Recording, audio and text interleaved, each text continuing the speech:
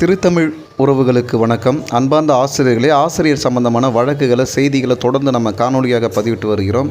நம்ம சேனலை பிடிச்சிருந்தால் லைக் பண்ணுங்கள், ஷேர் பண்ணுங்கள், கமெண்ட் பண்ணுங்கள். இன்றைக்கு நம்ம சென்னை உயர்நீதிமன்றத்தில் தொடர்ந்து 5 ரிட்டு தொடர்ந்து வழக்கு வந்திருந்து, அது குறித்து நம்ம காலையிலே அதனுடைய காணொலி போட்டிருந்தோம். இன்றைக்கி வழக்கு அது குறித்து ஃபஸ்ட்டு வழக்காக வரும்போதே இந்த வழக்குகள் குறித்து அனைத்தும் ஏற்கனவே நேற்று ஒரு வழக்கு வந்திருக்கு. அந்த வழக்கு திங்கட்கிழமை 24ஆம் தேதி லிஸ்ட் ஆகிருக்கு. அது மட்டும் இல்லை, இன்றைக்கி வந்த வழக்கை எல்லாத்தையும் சேர்த்து இது சம்மந்தமாக கனெக்டட் மேட்டர்ஸ் அனைத்தையும் ஒன்றிணைத்து திங்கட்கிழமை மண்டே 24ஆம் தேதி விசாரிக்கிறதா சொல்லியிருக்காரு. இன்றைக்கி சென்னை உயர்நீதிமன்றத்தில் இருக்கிற பாரத சக்கரவர்த்தி நீதிபதி அனைத்து வழக்குகளையும் இணைத்து ஒன்றா விசாரணைக்கு திங்கட்கிழமை வருது. இதுவரை தனித்தனியாக இருந்த வழக்குகள்லாம் ஒன்றாக இணைந்து இந்த கனெக்டட் மேட்டர்ஸ் எல்லாமே ஒன்றாக இணைந்து வரும்போது இந்த வழக்கு இன்னும் வீரியம் பெறக்கூடும் என்பது மாற்று கருத்து இல்லை. அதே வேளையில் மதுரையில் நடந்த வழக்கை பற்றி நம்ம பார்க்கலாம்.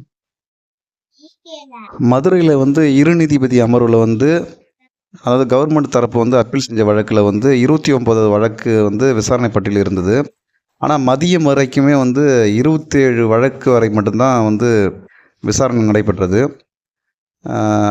மதிய உணவு இடைவேளைக்கு பிறகு 40வது வழக்கு மட்டுமே விசாரணை நடந்தது.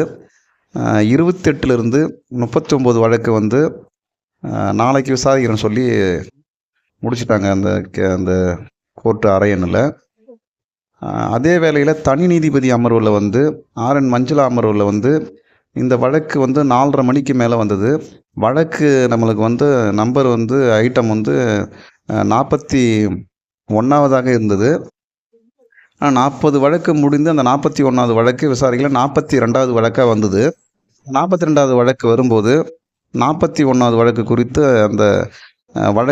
அந்த வழக்கறிஞர் கேட்டார். அப்போ கேட்கும்போது நீதிபதி இது குறித்து அந்த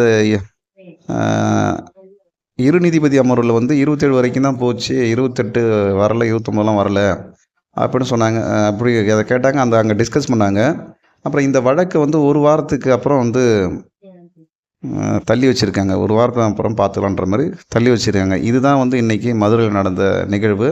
சரி, நாளைக்கு வர வழக்குகளை அதேமாதிரி சென்னையில் எதனா வழக்கில் குறித்து நம்ம அடுத்த காணொலியில் பார்க்கலாம். நன்றி.